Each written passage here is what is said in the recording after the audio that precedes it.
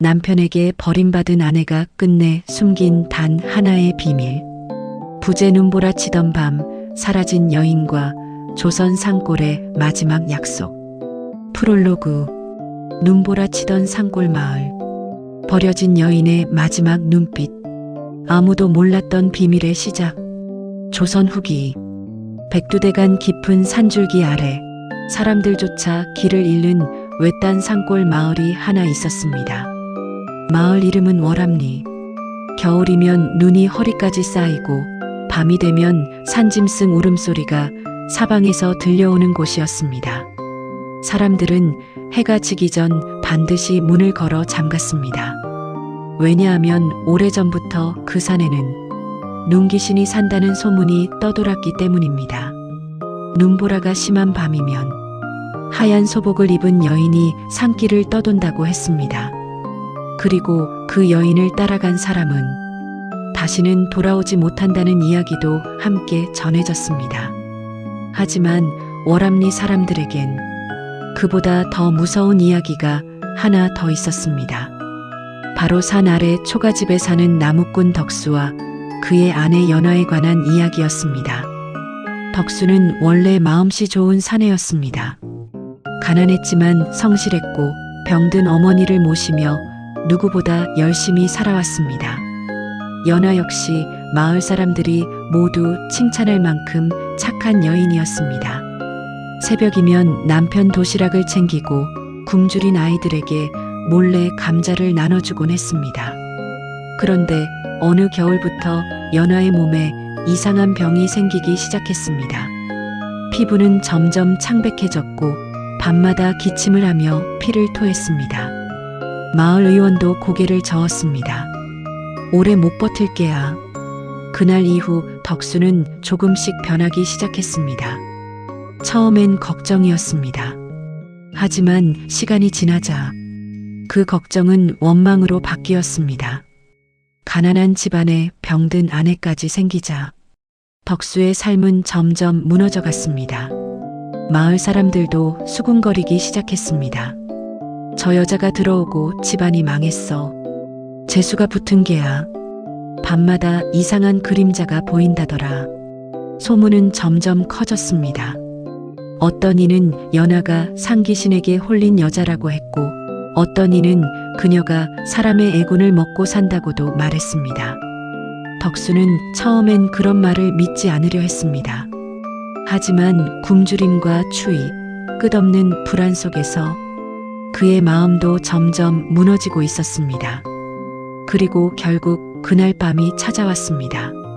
눈보라가 미친 듯 몰아치던 깊은 겨울밤. 덕수는 연하에게 싸늘한 목소리로 말했습니다.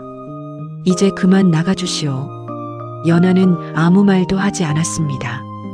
그저 조용히 남편을 바라볼 뿐이었습니다. 초가집 문틈 사이로 찬 바람이 스며들고 호롱불은 위태롭게 흔들렸습니다. 덕수는 애써 연하의 눈을 피했습니다.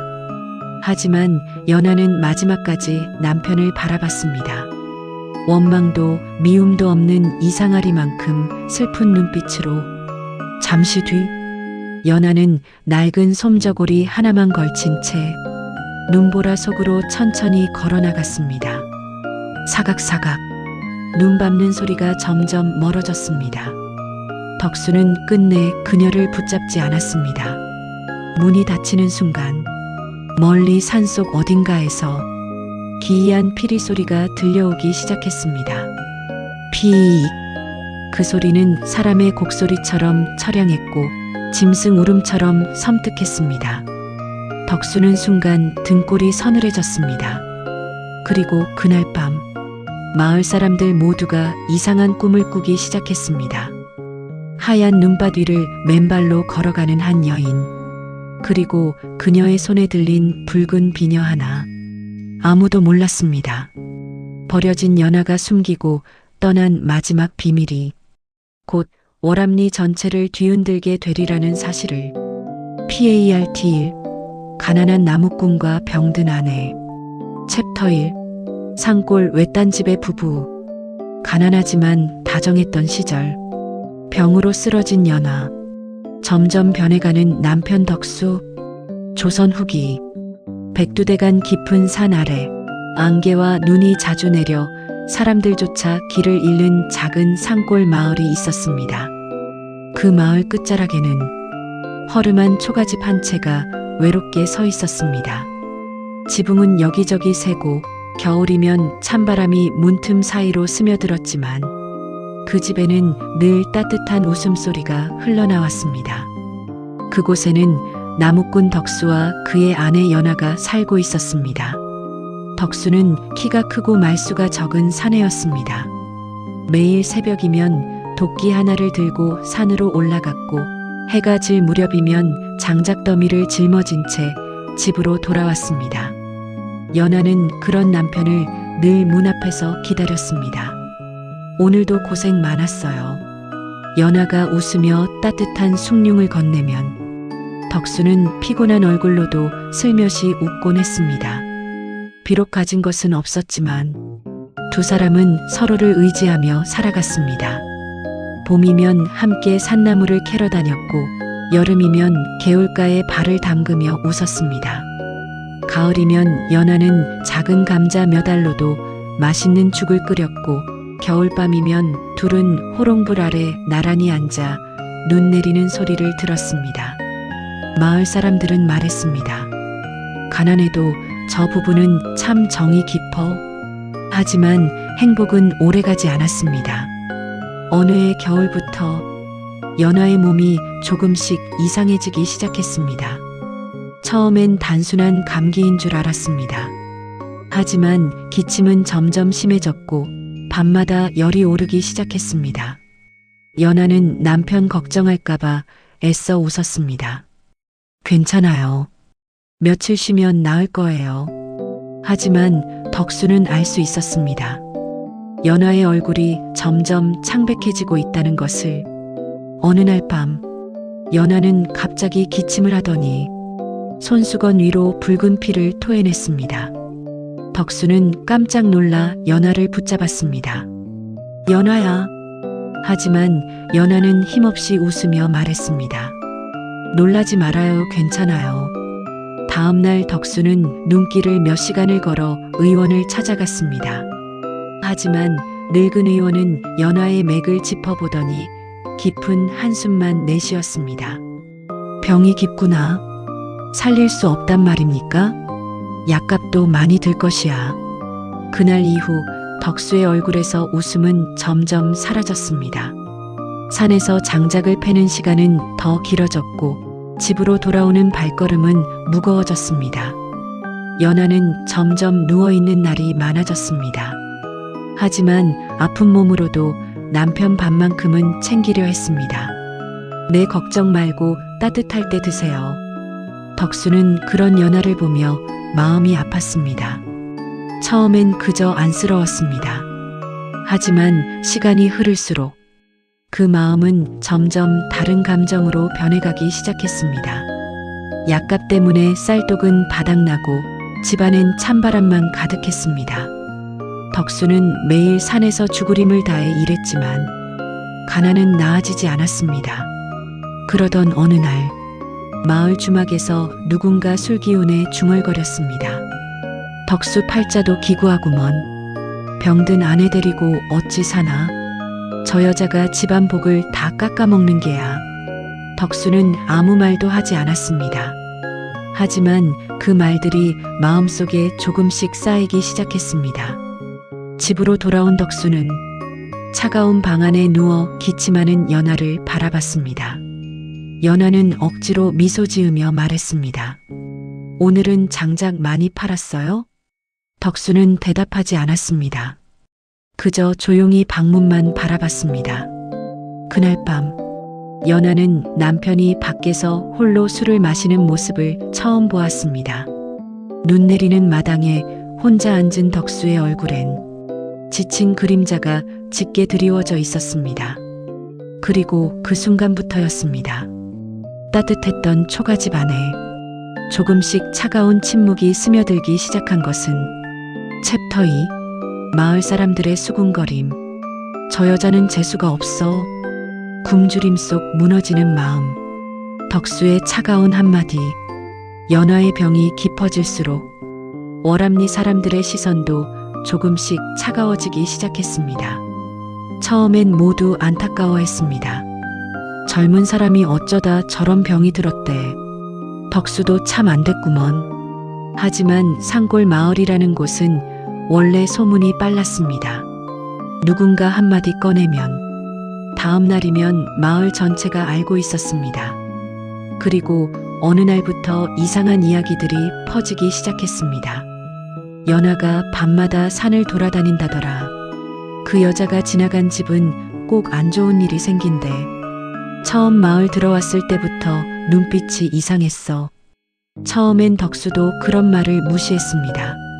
하지만 이상한 일들이 하나둘 겹치기 시작하자 사람들의 수군거림은 점점 심해졌습니다. 마을 우물가, 아낙네들이 빨래를 하며 조용히 속삭였습니다. 저 여자는 재수가 없어. 덕수 집안 망하는 거 안 보이유? 상귀신 들린 여자라는 말도 있던데. 그 말을 들은 연화는 물을 길러오다 걸음을 멈췄습니다. 하지만 그녀는 아무 말도 하지 않았습니다. 그저 고개를 숙인 채 조용히 물동이만 들고 돌아섰습니다. 그날 이후 연화는 마을 사람들을 피해 새벽이나 밤에만 우물가에 나갔습니다. 아이들조차 그녀를 보면 속닥거렸습니다. 귀신 여자다. 눈 마주치면 병 걸린대. 연화는 들리지 않는 척했지만 그 말들은 가슴속 깊이 박혀버렸습니다. 그러던 어느 날 덕수는 산에서 장작을 팔고 돌아오는 길에 주막에 들렀습니다. 낡은 주막 안은 술 냄새와 사람들의 한숨으로 가득했습니다. 한 사내가 술잔을 기울이며 말했습니다. 덕수, 자네도 팔자 참 기구하구먼. 병든 아내 데리고 평생 어찌 살려는가? 다른 사내가 피식 웃으며 끼어들었습니다. 솔직히 말해봐. 그 여자가 들어오고 집안 꼬인 거 맞잖아? 덕수는 아무 말도 하지 않았습니다. 하지만 그의 표정은 점점 굳어졌습니다. 사실 덕수 자신도 점점 지쳐가고 있었습니다. 산에서 죽으림을 다해 일해도 집엔 먹을 것이 부족했습니다. 쌀독은 이미 바닥난 지 오래였고 겨울을 버틸 장작도 부족했습니다. 연화의 약값까지 더해지자 덕수의 어깨는 점점 무거워졌습니다. 그날 밤 초가집 안은 차가운 바람으로 가득했습니다. 연화는 기침을 참으며 조용히 죽을 끓이고 있었습니다. 하지만 솥 안엔 볼이 몇 알밖에 없었습니다. 연화는 미안한 얼굴로 말했습니다. 오늘은 이것밖에 없어요. 덕수는 말없이 그릇을 내려다봤습니다. 텅 빈 죽그릇 위로 김만 희미하게 올라오고 있었습니다. 그 순간 밖에서 또다시 마을 사람들 목소리가 들려왔습니다. 덕수네 집 또 연기 안 나더라. 굶어 죽기 딱 좋겠구먼. 그 병든 여자 내쫓아야 산다니까. 덕수는 이를 꽉 깨물었습니다. 그리고 결국 참아왔던 분노가 터지고 말았습니다. 쾅! 덕수는 숟가락을 바닥에 내던졌습니다. 연화가 깜짝 놀라 몸을 떨었습니다. 덕수는 거칠게 숨을 몰아쉬며 말했습니다. 대체 언제까지 이래야 하오? 연화는 아무 말도 하지 못했습니다. 덕수는 술기운 섞인 목소리로 말을 이어갔습니다. 매일 산에 올라가 죽으림을 다하는데 남는 게 없잖소. 약값은 끝도 없고 집안은 점점 망해가고. 연화의 눈가가 천천히 붉어졌습니다. 하지만 그녀는 끝내 변명하지 않았습니다. 잠시 침묵이 흘렀습니다. 호롱불만 위태롭게 흔들리고 있었습니다. 그리고 그때 덕수가 차갑게 중얼거렸습니다. 당신만 없었어도. 순간 연화의 손이 멈췄습니다. 마치 시간이 멈춘 것 같았습니다. 덕수는 말해놓고도 잠시 입을 다물었습니다. 하지만 이미 늦어버렸습니다. 연화는 조용히 고개를 숙였습니다. 그리고 아주 작은 목소리로 말했습니다. 미안해요. 그 한마디에 덕수의 마음 한구석이 흔들렸습니다. 하지만 굶주림과 가난, 지친 현실은 사람의 마음을 점점 차갑게 만들고 있었습니다. 밖에서는 눈발이 점점 거세지고 있었습니다. 그리고 그날 밤부터였습니다. 연아가 혼자 몰래 산속으로 향하기 시작한 것은 챕터 3 눈 오는 밤의 이별. 산속 움막으로 향한 연아. 끝내 돌아보지 않은 남편. 사라지기 전 남긴 의미심장한 말. 챕터 3 눈 오는 밤의 이별. 산속 움막으로 향한 연아. 끝내 돌아보지 않은 남편. 사라지기 전 남긴 의미심장한 말. 그날 밤은 유난히 추웠습니다. 산골 마을 월암리 위로 거센 눈보라가 몰아치고 있었습니다. 지붕 위에 쌓인 눈은 금세 무너질 듯 두꺼워졌고 찬바람은 초가집 문틈을 파고들며 기괴한 소리를 냈습니다. 휘잉. 마치 누군가 흐느끼는 듯한 바람 소리에 마을 개들까지 불안한 듯 지저댔습니다. 초가집 안. 연아는 기침을 억누르며 아궁이 앞에 앉아 있었습니다. 이미 며칠째 제대로 먹지도 못한 탓에 얼굴은 종이처럼 창백했습니다. 하지만 그녀는 끝까지 남편 밥만큼은 챙기려 했습니다. 오늘은 산에 눈이 많이 왔을 텐데. 연아는 떨리는 손으로 보리죽을 저었습니다. 잠시 뒤 문이 거칠게 열리며 덕수가 들어왔습니다. 어깨엔 눈이 수북이 쌓여 있었고 얼어붙은 얼굴엔 피곤함과 짜증이 가득했습니다. 연아는 억지로 미소를 지었습니다. 많이 추웠죠? 어서 불가에 앉아요. 하지만 덕수는 아무 말도 하지 않았습니다.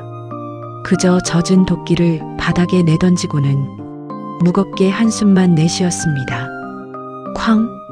그 소리에 연아의 어깨가 작게 떨렸습니다.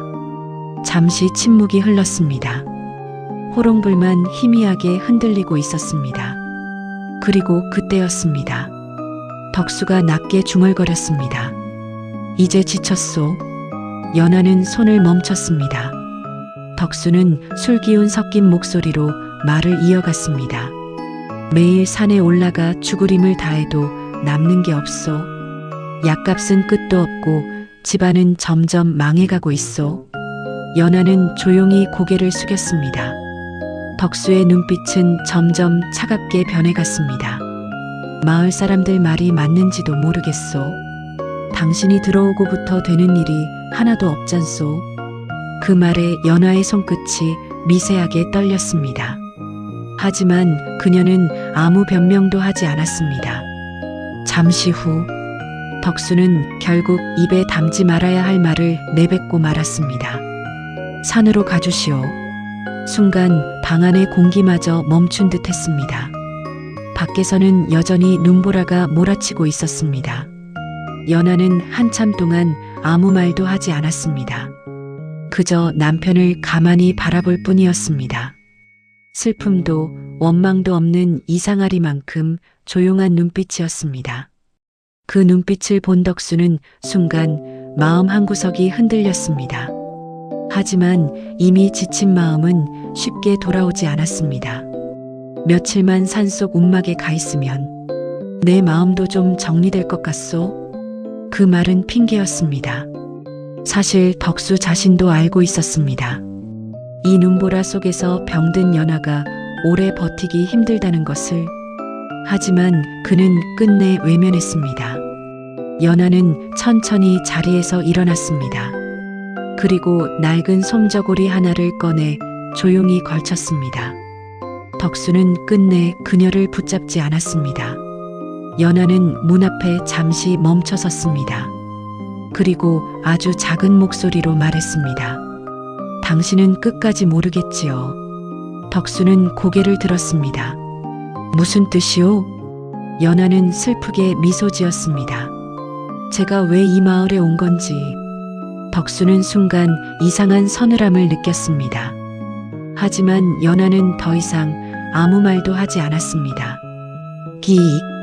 문이 천천히 열렸습니다. 눈보라가 거세게 들이쳤습니다. 연하는 맨발 위에 집신만 겨우 신고 하얀 눈밭 속으로 천천히 걸어나가기 시작했습니다.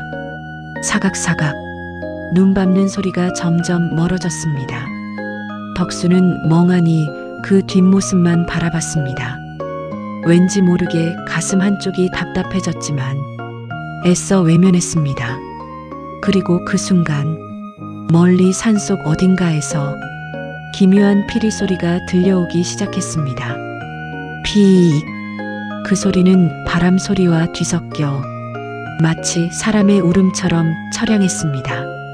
덕수는 순간 온몸에 소름이 돋았습니다. 저게 무슨 소리지? 그날 밤 월암리 사람들은 모두 같은 꿈을 꾸었습니다.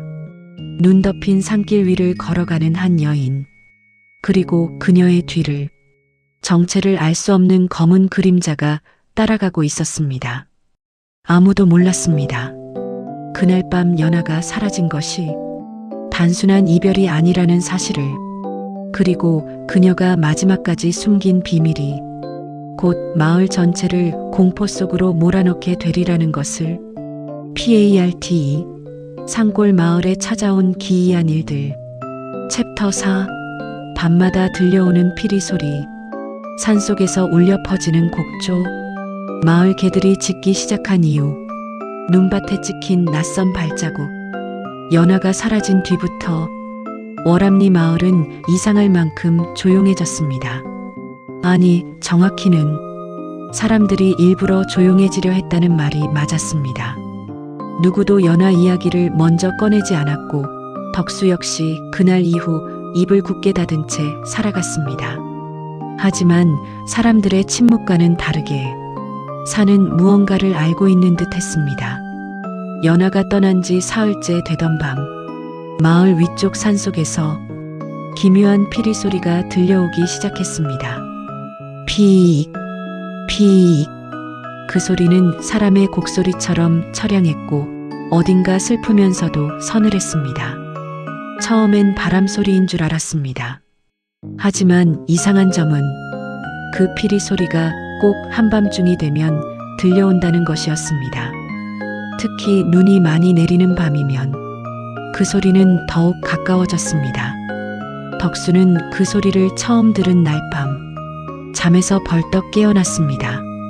밖은 새하얀 눈밭이었고 창호지 문이 바람에 덜컹거리고 있었습니다. 피익. 다시 피리 소리가 들렸습니다. 덕수는 순간 심장이 철렁 내려앉았습니다. 그 소리는 분명 집 뒤편 산길 쪽에서 들려오고 있었습니다. 누가 이 밤중에. 덕수는 호롱불을 들고 마당으로 나갔습니다. 하지만 산길엔 아무도 없었습니다. 눈만 끝없이 내리고 있었습니다. 그런데 바로 그 순간 마을 개들이 일제히 짖기 시작했습니다. 멍, 멍멍, 컹컹컹. 평소 얌전하던 개들까지 산 쪽을 향해 미친 듯 짖어댔습니다. 심지어 몇몇 개들은 꼬리를 다리 사이에 말고 낑낑거리며 집 안으로 숨어버렸습니다. 다음 날 아침, 마을 사람들은 하나둘 이상한 이야기를 꺼내기 시작했습니다. 어젯밤 들었나? 산에서 누가 피리를 부는 것 같던데. 우리 집 개가 밤새 벌벌 떨었어. 심지어 어떤 노파는 창문 밖에서 하얀 소복 차림 여인을 봤다고 주장했습니다. 분명 사람 얼굴이었어. 근데 눈 위를 걷는데 발자국이 없더라고. 그 말에 사람들의 얼굴이 하얗게 질렸습니다. 그리고 그날 밤 기이한 일은 더욱 분명하게 벌어졌습니다. 덕수는 또다시 피리 소리에 잠을 깼습니다. 피익, 피익. 이번엔 훨씬 가까웠습니다. 마치 집 앞에서 누군가 피리를 부는 듯한 소리였습니다.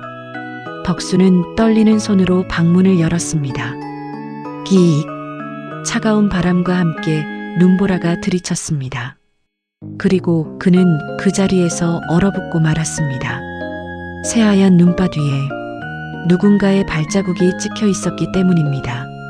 사각사각.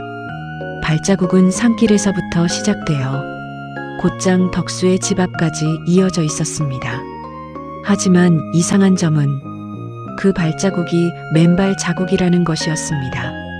한겨울 눈밭 위를 누군가 맨발로 걸어온 흔적이었습니다. 덕수는 숨조차 쉬지 못했습니다. 그 발자국은 분명 여자 발이었습니다. 작고 가느다란 발. 덕수는 순간 연하의 발을 떠올렸습니다. 설마 그때였습니다. 피익. 바로 등 뒤에서 피리 소리가 들려왔습니다. 덕수는 소스라치게 놀라 뒤를 돌아봤습니다.